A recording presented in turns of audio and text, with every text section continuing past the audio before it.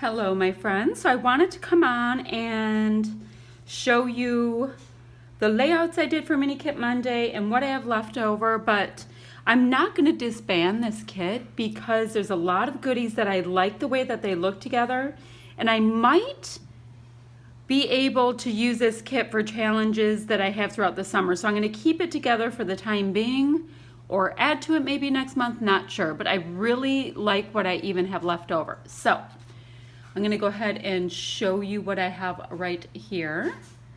And let's see. Okay, that's still going. So the first layout I did, and there's process videos for all of these. So I did this one using this fabulous wood grain background of my youngest daughter in Florida. She went with her godmother, and this is her first day on the beach right here. Very simple. I liked the simplicity. Here's my second one. It is it's a scrap lift from Scrap Squad, and it came together really quickly because I did use the 5 3x4 cards as well as 3 photos that were 3x3, so it really filled up a lot of space. It has the fun popsicles and the colors and all the bright stuff that I'm really feeling, as well as this kind of funky acrylic piece. My next layout is this one right here that I just completed. And this is layout number 3, and it's also sketch number 374 from Sketches in Time. If you like to check out their goodies, they have a cute little, kind of a cutesy prize this month. I don't know if I'm putting this on it. I just love checking out new sketches and having fun with that. So that's the layouts I did, but who knows? Maybe I'll come up with more. We'll see. Then I had this little box of extra bits. I thought I'd show you this first. These were just some summer odds and ends that I had laying around. And let me show you what I have for the paper. So I started with this full 24 sheet paper set, and it's Beach Day Echo Park paper, and I cut it in half. So just 12 papers because I think Janet from RTS Scrapbooking is going to be doing a 4x4 series, 4 for 4, using this pad.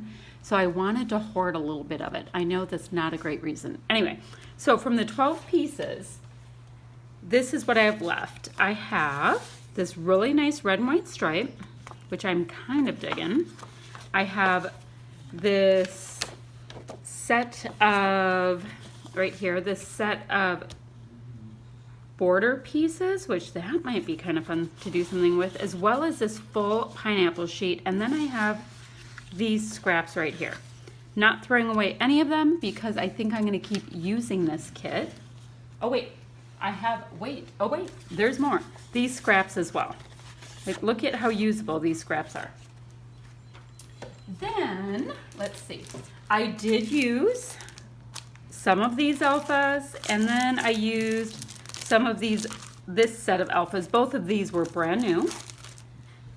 I did use a nice amount of this wood grain alpha. I snuck in stickers from these sets wherever I could, so these did get a little bit of usage.